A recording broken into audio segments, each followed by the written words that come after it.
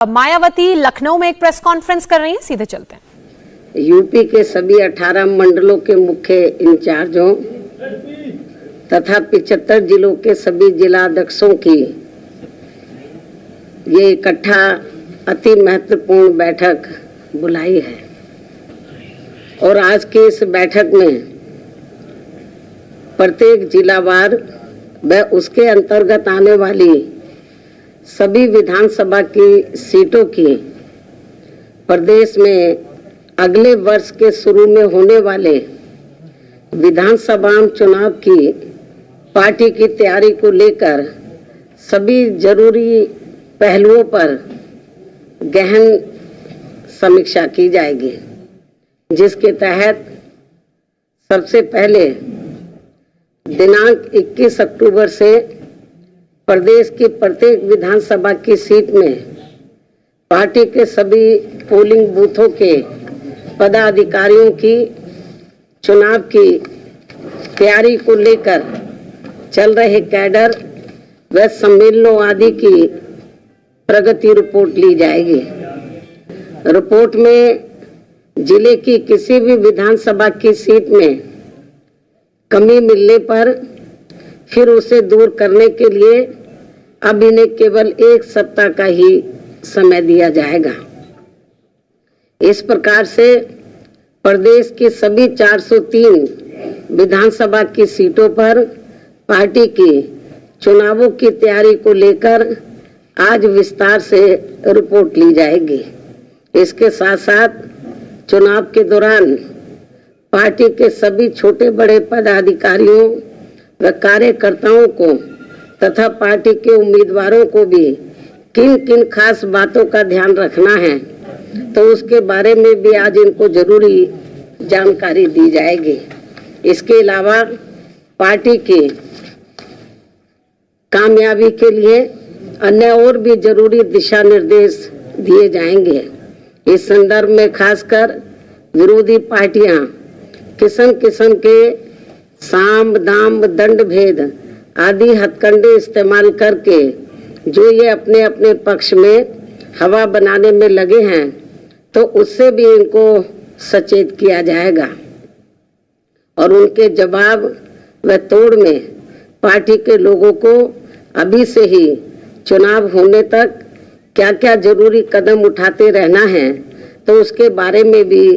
आज इनको काफी कुछ विस्तार से जानकारी दी जाएगी। इसके साथ ही बीजेपी, सपा व अन्य विरोधी पार्टियां भी अपनी अपनी कमियों पर पर्दा डालने के लिए जो ये इस चुनाव को हिंदू मुस्लिम रंग देने में पूरे जी जान से लगी हैं, तो उससे भी पार्टी के लोगों को शहर शहर व गांव गांव में जाकर अभी से ही सावधान करने का भी कार्य शुरू कर देना है। इसके बारे में भी आज की बैठक में इनको बताया जाएगा, जिसे फिर ये लोग अपने अपने क्षेत्र में जाकर बताएंगे। इसके अलावा यहाँ मैं ये भी कहना चाहूँगी कि प्रदेश में जो भी विरोधी पार्टी यहाँ सत्ता में आसीन रही है और भाजपा अभी भी सत्ता में आसीन है, तो इनकी सरकार की रही आम जन विरोधी नीतियों के बारे में बताने के साथ साथ बीएसपी सरकार की रही जनहितैषी नीतियों के बारे में भी पार्टी को प्रदेश की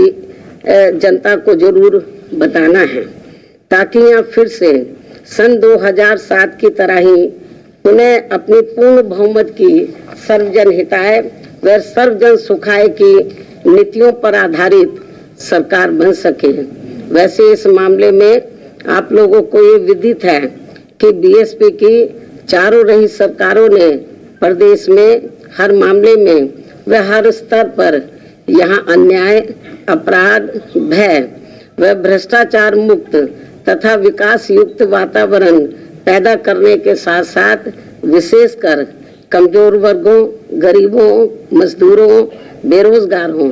किसानों, छोटे व्यापारियों एवं अन्य मेहनतकश लोगों के हितों के लिए भी जो अनेकों ऐतिहासिक व अति महत्वपूर्ण कार्य किए हैं, तो उन्हें प्रदेश की जनता अभी तक भी भूली नहीं है, जिसे खास ध्यान में रखकर ही पार्टी के लोगों को इस चुनाव में वोट मांगना है, ये भी इनको बताया जाएगा। इसके साथ ही यहाँ मेरा ये भी कहना है कि यूपी की जनता ने आज़ादी के बाद यहाँ शुरू में काफ़ी लंबे समय तक कांग्रेस पार्टी व बाद में सपा, बीजेपी एवं बीएसपी आदि का भी शासनकाल देखा है, लेकिन इस मामले में प्रदेश की जनता अपनी पूरी ईमानदारी से ये बताए कि इन सभी पार्टियों के शासनकाल में से किस पार्टी का हर मामले में व हर स्तर पर बेहतरीन शासनकाल रहा है। यह मैं मीडिया के माध्यम से प्रदेश की जनता से पूछना चाहती हूँ। तो फिर प्रदेश की आम जनता एवं दबी जुबान में विरोधी पार्टियों के लोग भी यही कहेंगे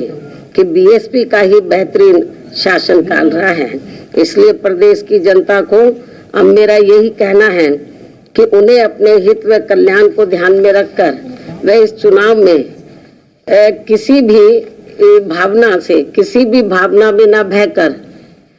तथा इनके प्रलोभन भरे चुनावी घोषणा पत्रों आदि के भी बहकावे में न आकर बल्कि बीएसपी के ही रहे बेहतरीन शासनकाल को फिर से यहाँ सत्ता में वापस लाना है, जिसकी इस समय प्रदेश की जनता को काफी सख्त जरूरत भी है। इंडिया टीवी हर वक्त हर जगह डाउनलोड करने के लिए सर्च करें India TV news Google play store या ऐप स्टोर पर।